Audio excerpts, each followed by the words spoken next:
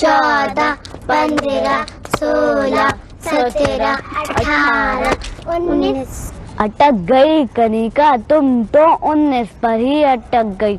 मैंने तो half century पूरी की थी, 51 बार कूदा। पर मैं तो 99 बार कूदी थी। सेंचुरी 100 से बस एक कम। लेकिन नज़मा, तुम तो सबसे ज्यादा बार बिना अटके कूदी होना। 100 के बाद भी 10 बार और कूदी होना। अरे 100 के बाद और 10 बार नहीं, सीधे सीधे 110 कहूँ ना। 110? क्या इसे 110 कहते हैं? मुझे तो 100 के बाद गिनना नहीं आता। अरे गिनना नहीं आता? ये तो बहुत आसान है।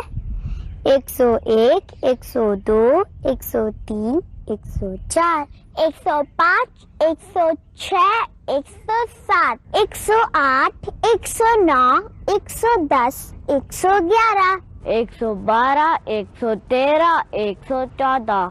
शाबाश। 115, 116, 117। देखो आ गई ना 100 के बाद की गिनती। हाँ, समझ गया। 100 बोलो और उसके बाद 1 से 100 तक बोलो। हाँ बिल्कुल, लेकिन फिर इसका मतलब हुआ कि 199 के बाद 100 आते हैं। नहीं नहीं, बिना सोचे समझे नहीं बोलते, जरा दिमाग लड़ाओ। तो फिर?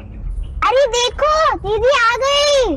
अरे भाई, किस सोच में पड़े हो तुम सब? हाँ हाँ, अच्छा दीदी, हम लोग 100 के आगे गिन रहे थे। अब आप ही बताइए, क्या 199 के बाद 100 आते हैं? 100 मतलब? ओह, अरे नहीं नहीं, 199 के बाद आते हैं 200। 200? हाँ 200। 100 के बाद जब 100 पूरे हो जाते हैं तब हो जाते हैं 200, और फिर गिनती तो उसी तरह चलती है जैसे 100 के बाद चली थी, मगर इस बार हम गिनते हैं 201, 202, 203, 204 और आगे तक गिनते जाते हैं, और फिर उसमें 100 पूरे होने पर हो जाते हैं 300, और उसके बाद 100 जुड़ने पर 400, और फिर 500, 600, 700। बिल्कुल ठीक। तो चलो इसे गाकर याद करते हैं। यह कहलाएगा 100 का पहाड़ा। 100 का पहाड़ा? हाँ, 100 का पहाड़ा। 10 तक के पहाड़े तुम सब जानते ही होगे, मगर ये 100 का पहाड़ा है, पर है बहुत आसान। वो कैसे? वो ऐसे, 100 एकम 100, 100 दूनी 200, 100 तिया 300। अरे साथ साथ तुम लोग भी तो बोलो। 100 एकम 100, 100 दूनी 200, 100 तिया 300। 100 चक्कर 400, 100 पंजे 500, 100 छक्कर 600। 100 चक्कर 400, 100 पंजे 500, 100 छक्का 600। शाबाश, अब आगे खुद बोलो। 100 सते 700, 100 अठे 800, 100 नमा 900, 100 दाम 1000। 1000? चलो ठीक है, पर इसे कहते हैं 1000। 1000? हाँ 1000। जानते हो 1000 क्या होता है? अरे किस सोच में पड़ गए? क्या कोई लिख के दिखाएगा? दीदी आप ही बताओ ना। तो चलो ठीक है, आओ मेरे साथ। चलो चलो।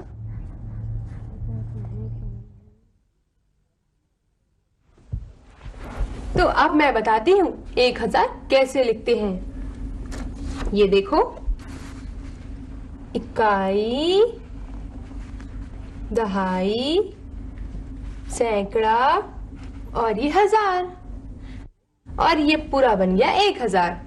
दीदी आपने इकाई दहाई कहते हुए उल्टी ओर से मतलब दाहिनी तरफ से क्यों लिखा?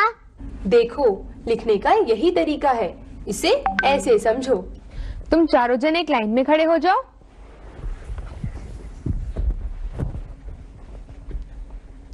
बिल्कुल ठीक। तो अब देखो, नजमा हो गई इकाई, हरिंदर हो गई दहाई, और मैं बन गई सैकड़ा। और मैं 1000। तो देखो, सबसे छोटी हुई इकाई, उससे बड़ी दहाई, उससे बड़ा सैकड़ा और सबसे बड़ा 1000। और मैं 1000। देखो, मैं हूँ सबसे बड़ा, मैं हूँ 1000। और नजमा सबसे छोटी, सिर्फ इकाई। अच्छा अच्छा, ज्यादा उछलो मत। अभी मैं यहाँ से हट गई ना तो सैकड़ा बन के रह जाओगे। और अगर मैं आज कनिका भी नजमा के साथ साथ हट गई तो तुम सिर्फ इकाई बनकर रह जाओगे। आओ, हम सब यहाँ से हट जाते हैं। ये लो, अब बोलो मिस्टर इकाई, क्या हाल चाल है? हाँ, हाउ आर यू? नहीं नहीं, चलो तुम पहले जैसे लाइन में आओ। और देखो, सबका अपना महत्व होता है, कोई छोटा बड़ा नहीं होता।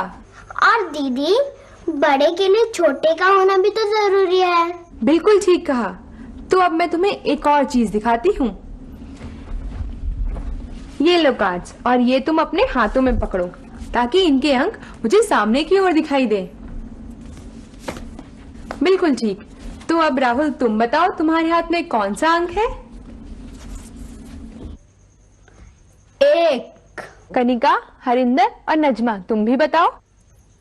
मेरे हाथ में 0 है, मेरे में भी, और मेरे में भी। तो देखो, 1 के बाद 3 शून्य लगाने से बन गई ये 1000 की संख्या। अब बताओ, 1 के बाद 1 शून्य लगाने से क्या बनता है? 10। बहुत अच्छे।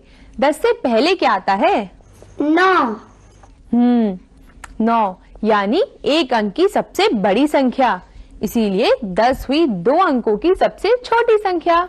हाँ, क्योंकि ये इसके ठीक बाद में आती है। 9 प्लस 1 बराबर 10। करेक्ट। तो इसीलिए 99 हुई 2 अंकों की सबसे बड़ी संख्या और 100 हुई 3 अंकों की सबसे छोटी संख्या, क्योंकि 99 के ठीक बाद में आती है 99 प्लस 1 बराबर 100। बिल्कुल ठीक। तो अब बताओ कि 3 अंकों की सबसे बड़ी संख्या क्या हुई? सोचो सोचो, अरे कुछ जवाब भी तो दो। जवाब दे तो दिया दीदी, ये देखिए ना। 999। बहुत समझदार हो गए हो तुम सब। और दीदी, अब एक चीज हम और बताएं। हाँ हाँ।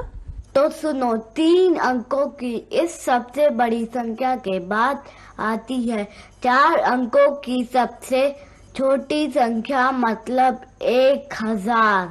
मतलब अब तुम सब समझ गए कि 1000 क्या होता है। हाँ दीदी, ये तो समझ गए कि 1000 क्या होता है, मगर कितना होता है, कितना सारा होता है, ये नहीं समझे। ठीक है, वो भी बताती हूँ। चलो बैठ जाओ।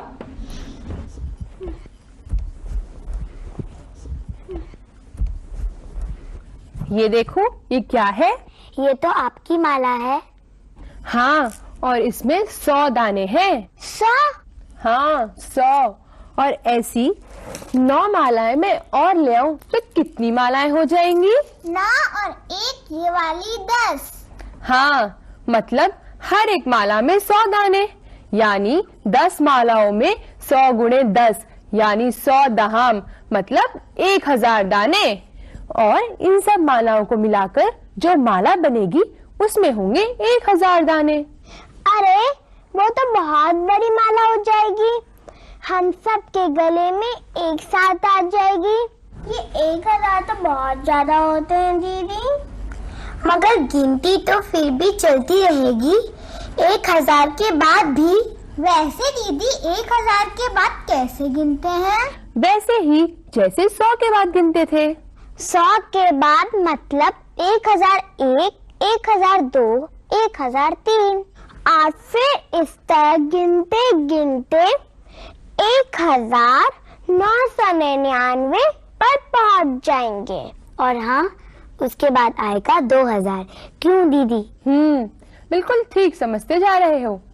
पर अब मुझे 1001 कौन लिखकर दिखाएगा? ये लो स्लेट और हरिंदर, इस पर तुम लिखो।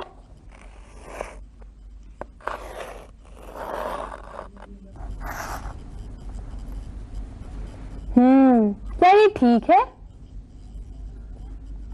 क्या कोई और कोशिश करेगा? दीदी मैं लिखूं?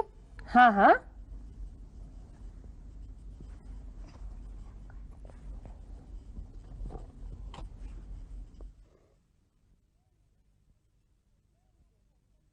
Very good. चलो अब कनिका लिख के दिखाएगी 1999।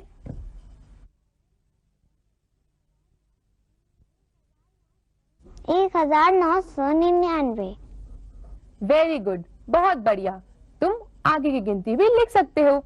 तो चलो अब राहुल लिखेगा 6400।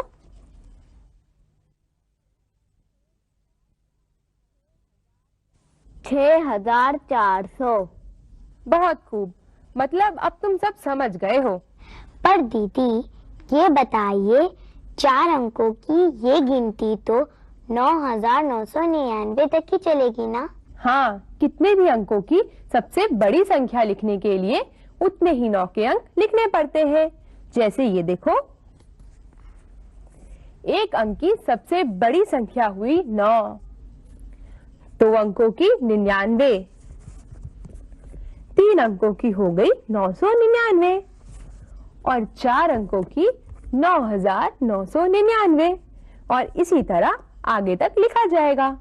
तो दीदी 9999 के बाद 5 अंकों की सबसे छोटी संख्या आएगी। हाँ, और वो 1 के आगे 4 शून्य लगाकर बनेगी और इसी तरह कहलाएगी 10,000। 10,000। अच्छा, फिर उसके आगे? बस आज के लिए इतना ही काफी है। आगे की बात करेंगे फिर किसी दिन।